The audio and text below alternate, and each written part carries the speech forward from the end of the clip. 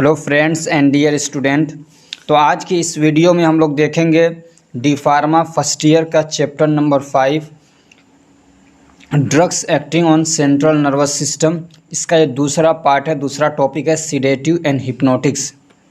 तो चलिए अब जान लेते हैं कि क्या होता है सीडेटिव और हिप्नोटिक और इन दोनों में क्या फ़र्क है।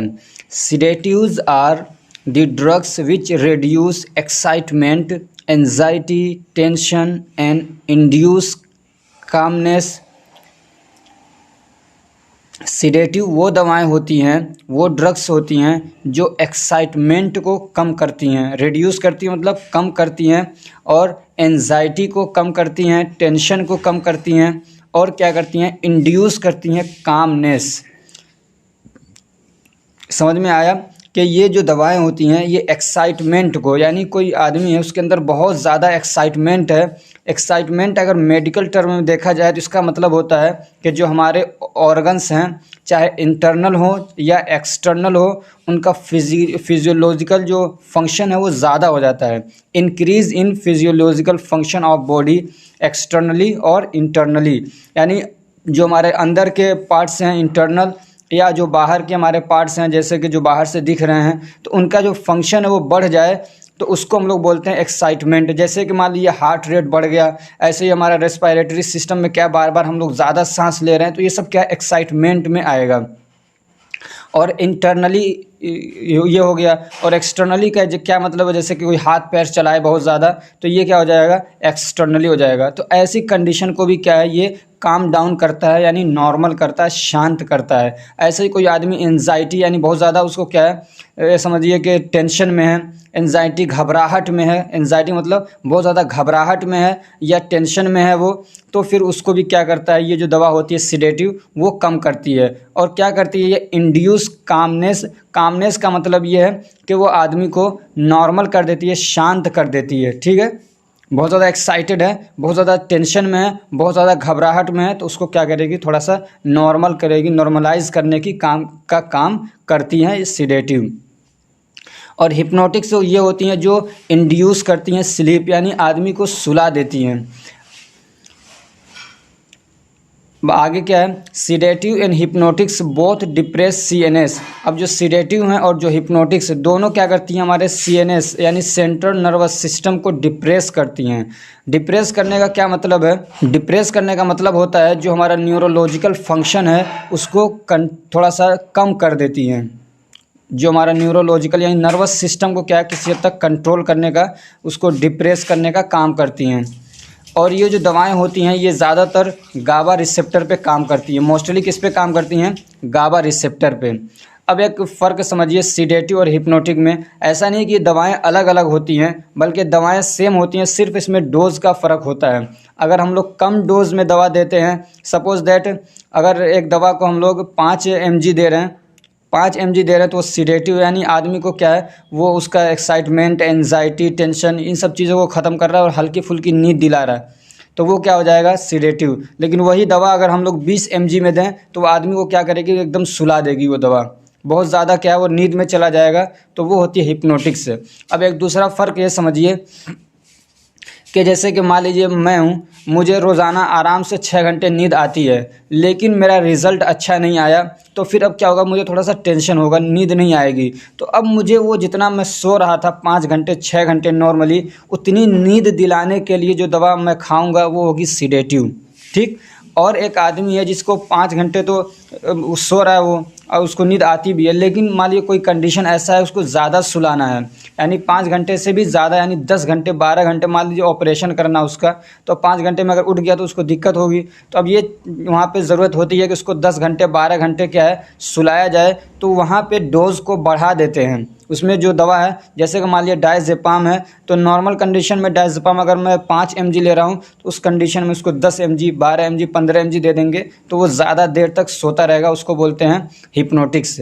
और ये क्या होते हैं, जो दवाएं जो भी काम करती हैं वो उसी वक्त काम करती हैं कि जब वो अपने रिसेप्टर से बाइंड करती हैं। रिसेप्टर क्या है, कुछ नहीं है, एक तरीके के समझ लीजिए प्रोटीन होते हैं जो हमारे बॉडी ऑर्गन्स के अंदर या सेल के मेम्ब्रेन पे पाए जाते हैं। तो जब दवाएं उनसे जाके मिल जाती हैं तभी कोई दवा काम करती है। उसी को बोलते हैं कि दवा अपने रिसेप्टर से बाइंड करने के बाद अपना एक्शन शो करती हैं। तो ये जो दवाएं होती हैं सिडेटिव और हिप्नोटिक्स वाली, ये क्या करती हैं, ज़्यादातर गाबा रिसेप्टर से बाइंड करती हैं। अब रिसेप्टर से अलग अलग होते हैं, जैसे कि ये हो गया गाबा रिसेप्टर हो गया, ऐसे ही एक होता है एम रिसेप्टर, एक होता है एन रिसेप्टर, ऐसे ही होता है alpha receptor, alpha beta receptor, alpha 1, alpha 2, beta 1, beta 2। तो इस तरीके से अलग अलग रिसेप्टर होते हैं। और जब दवाएं, अब ये नहीं कि सारी दवाएं सारे रिसेप्टर्स पे बाइंड करती हैं, नहीं, अलग अलग दवाएं अलग अलग रिसेप्टर से बाइंड करती हैं और अलग अलग फंक्शन अपना एक्शन दिखाती हैं। तो चलिए अब हम लोग क्लासिफिकेशन देख लेते हैं। तो सिडेटिव और हिप्नोटिक को इस तरीके से क्लासिफाइड किया गया है। यूरिया डेरिवेटिव्स, पहला क्या है इसका, यूरिया डेरिवेटिव्स। अब ये यूरिया क्या है, एक तरीके का ये केमिकल स्ट्रक्चर है। क्या है ये, एक तरीके का केमिकल स्ट्रक्चर है, उसी में थोड़ा कम ज़्यादा करके फिर उनको अलग अलग, क्या उसमें से डेरिवेटिव्स का मतलब होता है जिसमें से निकाला गया हो। जैसे कि मान लीजिए एक कोई चीज़ है तो उसी में से, उसी जैसे एक मोबाइल बनता है, मान लीजिए एक मोबाइल का एक पैटर्न है, लेकिन उसी में थोड़ा सा चेंज करके दूसरा पैटर्न एक ला देते हैं। ऐसे ही उसी में से थोड़ा चेंज करके एक दूसरा मॉडल ला देते हैं। तो जो मेन फंक्शन उसका वो नहीं बदला जाता है, बल्कि छोटी मोटी चीज़ें कुछ बदल दी जाती हैं। ऐसे ही यूरिया एक स्ट्रक्चर है, तो उसी में छोटा मोटा थोड़ा सा चेंजिंग करके देखते हैं कि ये क्या ये भी काम कर रही है, क्या ये भी काम कर रही है, तो इस तरीके से उसके डेरिवेटिव्स बन जाते हैं। ठीक, तो अब यूरिया वाली जो दवा है उसको बोलते हैं यूरिया डेरिवेटिव्स, यानी यूरिया से जो निकाली गई हैं। अब उसमें 3 तरीके की हैं, एक होता है लॉन्ग एक्टिंग बारबिचुरेट, ठीक है। अब जो उसमें से एक स्ट्रक्चर निकला उसको बोलते हैं बारबिचुरेट। तो एक है इसका क्या एग्जांपल, लॉन्ग एक्टिंग बारबिचुरेट, यानी ये वो दवाएं हैं जो लंबे समय तक क्या है काम करेंगी। अगर ये दे दिया तो आदमी बहुत देर तक सोता रहेगा, समझ लीजिए। तो ये क्या है, फेनो, इसका अब ये ड्रग के नाम है, फेनोबारबिटन भी बोलते हैं, फेनोबारबिटल भी आता है, ठीक है। तो फेनोबारबिटॉन, मेफोबारबिटॉन। अब इसमें जो स्टार मार्क लगा है मैंने, इसका मतलब ये कि ये एग्जाम्पल्स में भी आएंगे जो आपके सिलेबस में दिया हुआ है। ये क्लासिफिकेशन आपके सिलेबस में दिया नहीं, सिर्फ ये लिखा है क्लासिफिकेशन लिखिए, याद कर लीजिए। तो आप कोई सा भी ड्रग वहाँ पे डाल देंगे चलेगा, लेकिन अगर पूछे एग्जाम्पल्स लिखिए इन ड्रग्स की, सिडेटिव और हिप्नोटिक्स की, तो आप ये कोशिश करिए कि जो उसने इस सिलेबस में दिया है उन्हीं को लिखने की कोशिश करिए। तो ये भी है, ये एग्जाम्पल में दे रखा है फेनोबारबिटन, ठीक है। अब दूसरा क्या है, शॉर्ट एक्टिंग बारबिचुरेट। तो शॉर्ट एक्टिंग बारबिचुरेट में क्या आ जाएगी, ब्यूटोबारबिटॉन, सेकोबारबिटॉन। ये मतलब बहुत ज़्यादा देर तक नहीं काम करेंगी, बल्कि थोड़ा कम समय तक काम करेंगी। और एक है अल्ट्रा शॉर्ट एक्टिंग बारबिचुरेट, यानी बहुत कम समय के लिए ये दवाएं दी जाती है, मान लीजिए 2 मिनट 4 मिनट के लिए, तो वो होती हैं अल्ट्रा शॉर्ट एक्टिंग बारबिचुरेट। उसका एग्जाम्पल क्या है, थियोपेंटोन या थियोपेंटल सोडियम भी आता है, और क्या हेक्सोबारबिटॉन। अब दूसरा जो टाइप है बेंजोडाइजेपिन, ये भी स्ट्रक्चर के हिसाब से इनका नाम रखा गया है। तो अब जो दवाएं इसमें आएंगी वो जो बेंजोडाइजेपिन स्ट्रक्चर है उसी से अलग अलग निकाल के थोड़ा बहुत केमिकल चेंजिंग की बेस पे उनके अलग अलग नाम रखे गए हैं। तो उसमें एक है हिप्नोटिक्स है। अब हिप्नोटिक्स में कौन सी दवाएँ आती हैं, तो डायजेपाम, निट्राजेपाम, अल्प्राजोलाम, ठीक, ऐसे ही आती हैं। ये एंटी एंजाइटी, हिप्नोटिक्स मतलब नींद दिलाने के लिए, और एंटी एंजाइटी मतलब एंजाइटी को दूर करने के लिए, यानी उसको बहुत ज़्यादा घबराहट है तो उसको ठीक करने के लिए। तो उसमें भी क्या आ जाएगा, डायजेपाम। ये बहुत ज़्यादा यूज़ होने वाली दवा है, मतलब बहुत सारे फंक्शन है इसके, मतलब सेंट्रल नर्वस सिस्टम से रिलेटेड जो भी बीमारियाँ होती हैं तकरीबन उसमें सब में इसको यूज़ कर दिया जाता है, ठीक है, डायजेपाम। लोराजेपाम हो गया। अब तीसरा जो क्लासिफिकेशन है वो है न्यूअर नॉन बेंजोडाइजेपिन हिप्नोटिक्स, यानी ये वो दवाएं हैं जो बेंजोडाइजेपिन नहीं हैं, ये नई बनाई गई हैं जो नॉन बेंजोडाइजेपिन्स हैं। तो उनका एग्जांपल क्या है, ज़ोपिक्लोन, ज़ोल्पिडेम। क्या है, ज़ोपिक्लोन और ज़ोल्पिडेम। अब इनके एग्जांपल्स देख लेते हैं। तो पहला एग्जांपल क्या है, डायजेपाम। दूसरा क्या है, अल्प्राजोलाम। तीसरा निट्राजेपाम। और चौथा क्या है, फेनोबारबिटल। अब हम लोग इन चारों जो एग्जाम्पल्स हैं इनको थोड़ा सा डिटेल में पढ़ लेते हैं। और ये जो एग्जाम्पल्स हैं ये सिडेटिव और हिप्नोटिक्स के एग्जाम्पल्स हैं जो आपके सिलेबस में दिए गए हैं, जिनको आपको बहुत केयरफुली और ध्यान से पढ़ना है। तो डायजेपाम क्या है, diazepam is a type of sedative and hypnotic drug. तो डायजेपाम क्या है, एक तरीके का सिडेटिव और हिप्नोटिक ड्रग है, ठीक है। सिडेटिव हिप्नोटिक आप समझ चुके हैं। It has anti anxiety, anti convulsant, sedative and hypnotic properties. और इसमें क्या होता है, एंटी एंजाइटी प्रॉपर्टी होती है, मतलब ये कि एंजाइटी घबराहट को दूर करेगा ये। ऐसे ही कन्वल्जेंट को दूर करता है। कन्वल्जेंट आगे आ रहा है, वहाँ डिटेल से बताऊंगा, लेकिन थोड़ा समझिए। कन्वल्जेंट का मतलब होता है, समझिए मिर्गी वाला जो बीमारी होती है, झटके लगते हैं, तो उसको भी ये ठीक करने का काम करता है। ऐसे ही सीडेटिव इफेक्ट भी देता है। सीडेटिव इफेक्ट मतलब ये कि आदमी के अंदर बहुत ज़्यादा एक्साइटमेंट है, एंजाइटी है, टेंशन है, या उसको थोड़ी नींद, आज किसी टेम्परेरी कारण की वजह से नींद नहीं आ रही, तो उनको ठीक करने के लिए सीडेटिव देते हैं। ऐसे हिप्नोटिक्स प्रॉपर्टीज़ भी इसके अंदर होती हैं, यानी बहुत ज़्यादा अगर सुलाना है उसको, ज़्यादा नॉर्मल नींद से ज़्यादा सुलाना है तो हिप्नोटिक्स देंगे, यानी सीडेटिव ही दवा के जो डोज है उसको बढ़ा देंगे। It has a long duration of action, और ये दवा क्या है, लंबे समय तक काम करती है। इसका लॉन्ग ड्यूरेशन ऑफ एक्शन का मतलब ये है कि इसको देंगे तो काफ़ी देर तक इसका असर रहेगा। अब इसका फॉर्मुलेशन क्या, कैसे कैसे आता है, यानी किस किस फॉर्म में ये बनती है दवा, इसके डोजेस फॉर्म क्या है, तो टेबलेट आता है इसका, ओरल सॉल्यूशन आता है, रेक्टल जेल आता है, इंजेक्शन आता है। रेक्टल जेल का मतलब ये होता है कि जो उसके रेक्टम के थ्रू क्या है, उसके अंदर डाल दिया जाता है, इंसर्ट कर दिया जाता है, तो वो रेक्टल जेल होता है। पॉपुलर ब्रांड नेम, तो जैसे इसका पॉपुलर ब्रांड नेम है, और भी बहुत सारे हो सकते हैं, लेकिन एक दो आप याद कर लीजिए ये, जैसे कि वेलियम और डायस्टेट। ठीक है। स्टेबिलिटी एंड स्टोरेज कंडीशन, तो it is stable at 4 degree Celsius और 30 डिग्री सेल्सियस। ये 4 डिग्री सेल्सियस से लेकर समझ लीजिए 30 डिग्री सेल्सियस तक स्टेबल रह सकता है, यानी उसमें केमिकल चेंजेस नहीं आएंगे, ख़राब नहीं होगी ये दवा। It should be stored in refrigerator, लेकिन बेहतर ये है कि इसको क्या है, फ्रिज के अंदर स्टोर किया जाए, अगर लंबे समय तक स्टोर करना है। It should be stored in original container, और इसको अच्छे वाले कंटेनर में मतलब वो करना चाहिए, स्टोर करना चाहिए, अच्छा कंटेनर। फार्मास्यूटिक्स पढ़ाऊंगा, वहाँ पे बताऊंगा डिटेल में। ठीक है, ये उसका सब्जेक्ट है। It should keep out of children, और बच्चों की पहुंच से इसको क्या करना है, दूर रखना है। इसके यूजेस क्या हैं, तो it is used as sedative and hypnotic agent, तो ये बात आपको मालूम है कि सीडेटिव हिप्नोटिक है, तो ये लिख दीजिए कि ये सीडेटिव और हिप्नोटिक की तरह से यूज़ होता है। दूसरा, it is used as anti anxiety and depression, ये एंटी एंजाइटी और डिप्रेशन है, यानी डिप्रेशन को और एंजाइटी को दूर करने के लिए यूज़ होता है। तीसरा क्या, it is use to treat insomnia, और ये इंसोम्निया को ठीक करने के लिए यूज़ होता है। इंसोम्निया क्या होता है, अभी मैंने बताया कि किसी कंडीशन की वजह से नॉर्मल नींद भी ना आए, जैसे कि मुझे रोज़ाना 6 घंटे आराम से नींद आती थी, लेकिन मेरा रिज़ल्ट अच्छा नहीं आया, या कुछ और नुकसान हो गया, मेरा बिज़नेस ख़राब हो गया, मतलब मेरा बर्बाद हो गया, तो अब मुझे थोड़ा सा टेंशन होगा, तो नींद नहीं आएगी, जो नॉर्मल नींद मुझे आती थी। तो वो नॉर्मल नींद लाने के लिए 6 घंटे जो दवा देते हैं, जो डोज देते हैं, वो क्या बोलेंगे हम लोग उसको, सीडेटिव। और इस कंडीशन को हम लोग बोलते हैं कि जो नॉर्मल नींद आ रही थी वो नींद ना आए, तो उसको बोलते हैं इंसोम्निया। ठीक है, इंसोम्निया का नॉर्मल मतलब ये होता है कि नींद का ना आना।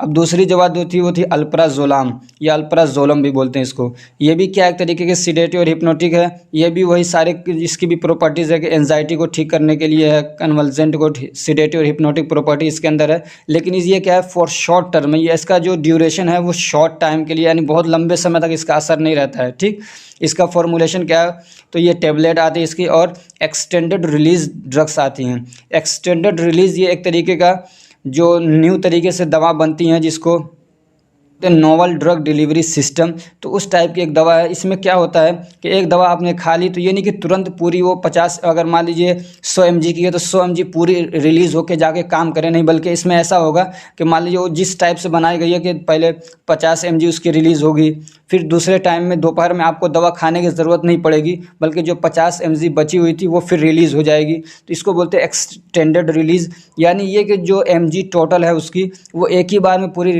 रिलीज़ नहीं होती हैं, पूरी अपना एक्शन नहीं दिखाती हैं, बल्कि कुछ समय के बाद जिसके हिसाब से उसको बनाया गया कि 5 घंटे के बाद इतना रिलीज़ होगा, फिर 10 घंटे के बाद इतना रिलीज़ होगा। तो इस टाइप की दवाएं भी अब आ चुकी हैं मार्केट में, कि मान लीजिए आपको 3 बार दवा खानी है दिन में, तो सिर्फ एक ही बार खा लेंगे, लेकिन वो दवा सारी एक बार काम नहीं करेगी, बल्कि वो 3 बार थोड़ा थोड़ा होकर रिलीज़ होती रहेगी, उसको बोलते हैं एक्सटेंडेड रिलीज़। तो ये जो अल्प्राजोलम है वो भी इस टाइप की दवा आती है। अब इसके पॉपुलर ब्रांड्स नेम क्या हैं, तो इसका है जैसे कि ज़ैनेक्स, ऐसे अल्प्राजोलम, इंटेंसोल। ठीक है, अब इसकी स्टेबिलिटी और स्टोरेज कंडीशन क्या है, तो it should be stored in original container, वही बातें हैं, इट बच्चों के पहुंच से इसको दूर रखना है। It should be store in dry place, और सूखे जगह में इसको रखना है। And at room temperature, room temperature में भी क्या है, ये आराम से रह सकता है, ख़राब नहीं होगा। रूम टेम्परेचर मान लीजिए 20 से 25 और 30 तक आप ये इसको रखते हैं तो ख़राब नहीं होगी ये। इसके यूजेस क्या हैं, तो it is used as sedative and hypnotic, ठीक है, ये तो मालूम ही आपको। ऐसे ये एंजाइटी को ठीक करने के लिए यूज़ होता है, डिप्रेशन को ठीक करने के लिए यूज़ होता है। और ये क्या होता है, it is use to treat panic disorder, यानी आदमी पैनिक कंडीशन में, यानी बहुत ज़्यादा घबराहट में जब होता है उसको पैनिक कंडीशन बोलते हैं। जैसे कि मान लिया कहीं पे आग लग गई तो एकदम से बहुत सारे लोग होंगे एकदम पैनिक में आ जाते हैं, बहुत ज़्यादा घबराहट में आ जाते हैं, तो उसको भी अब उसको पता चला उसकी वजह से दूसरी बीमारियां होने लगी, तो उस पैनिक कंडीशन को ठीक करने के लिए भी ये दवा दी जाती है। और इंसोम्निया को ठीक करने के लिए भी दी जाती है। इंसोम्निया का मतलब कि नींद ना आना। अब तीसरी दवा जो है वो है निट्राजेपाम, तो ये भी क्या है, इस सिडेटिव और हिप्नोटिक है। ये सारी चीज़ें प्रॉपर्टीज़ सब वही जो हम लोगों ने पीछे पढ़ा वही इसकी भी है। It has a long duration of action, ये है कि इसका जो ड्यूरेशन ऑफ एक्शन है वो क्या है, लॉन्ग, यानी लंबे समय तक ये काम करती है। और इसका क्या है, टैबलेट्स आते हैं, ठीक है। मार्केट प्रिपरेशन में किस नाम से आता है, तो ये आता है मेगोडॉन करके और निट्राजेपाम करके, इसका मार्केट प्रिपरेशन यानी पॉपुलर ब्रांड नेम इस नाम से ही आता है। और स्टोरेज कंडीशन इसका भी सेम वही है, सेम वही अल्प्राजोलम वाला इसका भी है, ठीक है। और ये किस लिए यूज़ होता है, तो ये क्या पैनिक डिसऑर्डर को ठीक करने के लिए यूज़ होता है। सीवियर एंजाइटी, बहुत ज़्यादा घबराहट है उसको भी ठीक करने के लिए, ऐसे ही इंसोम्निया को ठीक करने के लिए, और सीज़र को ठीक करने के लिए यूज़ होता है। सीज़र जैसे अभी मैंने बताया कन्वल्जेंट, उसी को सीज़र भी बोलते हैं, ठीक है, यानी मिर्गी वगैरह का जब झटके लगते हैं तो उसको सीज़र भी बोलते हैं, कन्वल्जेंट भी बोलते हैं, एपिलेप्सी भी बोलते हैं, तो ये एक ही बीमारी के नाम है ये। अब चौथा क्या है, फेनोबार्बिटल, तो ये भी क्या है, एक तरीके का सीडेटिव और हिप्नोटिक ड्रग है। It has anti anxiety, anti convulsant, sedative and hypnotic properties, same वही है, ठीक है। इसका भी क्या फार्मा फॉर्मुलेशन क्या है, तो ओरल टेबलेट्स आते हैं, ऐसे ही इसका एलेक्सर भी आता है। एलेक्सर अभी आप इतना याद रखिए कि इसमें ये एक तरीके की समझ लीजिए जो हम लोग क्या बोलते हैं सिरप टाइप की चीज़ होती है, ठीक है। एलेक्सर मीठा मीठा सा लगेगा। इसका पूरा डिटेल क्या होता है, एलेक्सर क्या होता है, आप जब उसमें आइएगा फार्मास्यूटिक्स में, वहाँ डिटेल में है इसका, ठीक है। मार्केट प्रिपरेशन, तो मार्केट में पॉपुलर ब्रांड इसका क्या है, जैसे कि लुमिनल आता है, सोल्फोटोन करके आता है। स्टेबिलिटी एंड स्टोरेज कंडीशन, तो इसमें भी वही है कि ओरिजिनल कंटेनर में इसको रखेंगे, बच्चों से दूर रखेंगे, और क्या है, इसको ड्राई प्लेस में रखेंगे, रूम टेम्परेचर पे रख सकते हैं, और इसमें 15 से 25 डिग्री सेल्सियस में इसको रखेंगे तो कोई दिक्कत नहीं आएगी।